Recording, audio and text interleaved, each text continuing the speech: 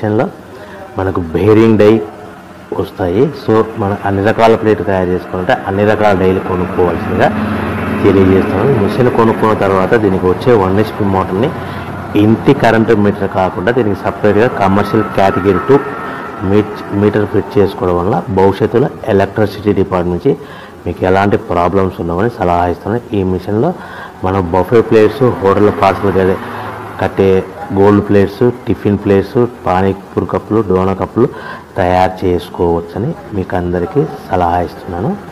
So మనకు ప్రతి plate మీద ఖర్చులు అనుకోను 5 పైసల నుంచి 10 పైసలు లాభాలు ఉంటాయని తెలియజేస్తున్నాను.